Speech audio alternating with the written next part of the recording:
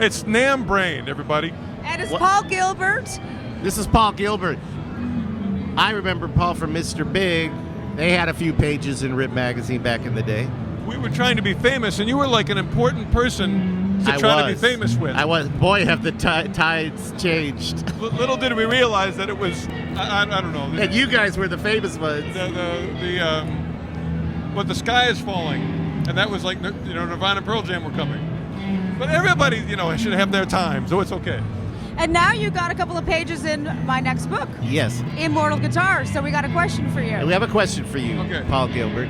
If you could travel through time and play or hold on to the most immortal guitar in the history of rock and roll, either by the musician who played it or the music that came through it, whatever defines it, which guitar would that be?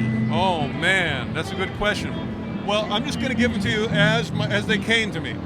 The first one, Jimmy Page's double neck.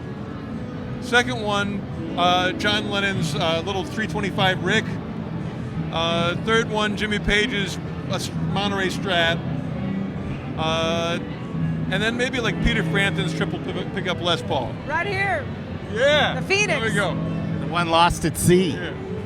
Excellent choices. And I could go on, but and maybe like Pete Townsend SG from the late 60s. There's so many cool ones. What do you think, as a guitar player, what do you think defines the immortality of the instrument?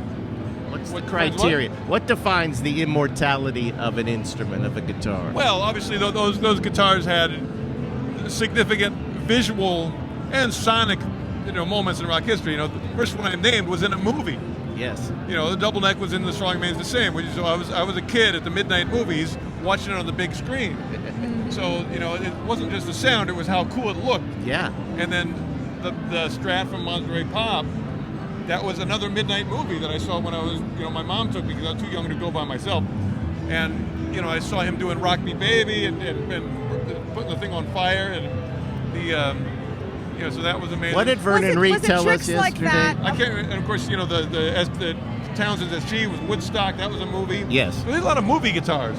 Well, they entered the pop culture through cinema. And the Frampton wasn't a movie, but it was a fold-out record, so it was a really big picture. Yeah.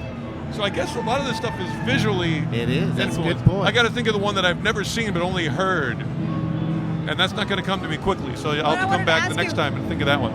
What was it? Tricks like Jimmy burning his guitars that made you pull out the Nikita drill? Like, let me have something that's interesting and fun to do Between on the stage. volume of NAMM and my hearing loss, I'm going to need that closer and louder. The drill that you use sometimes when you're playing the guitar, you pull out that drill. Oh, right. Yeah, I mean, that's something interesting to do on stage. I forget that I'm the drill guy. Yeah, that's theater. I mean, it's sort of like if Angus showed up to the gig in long pants and just went like, oh, I forgot. I'm the guy that wears shorts.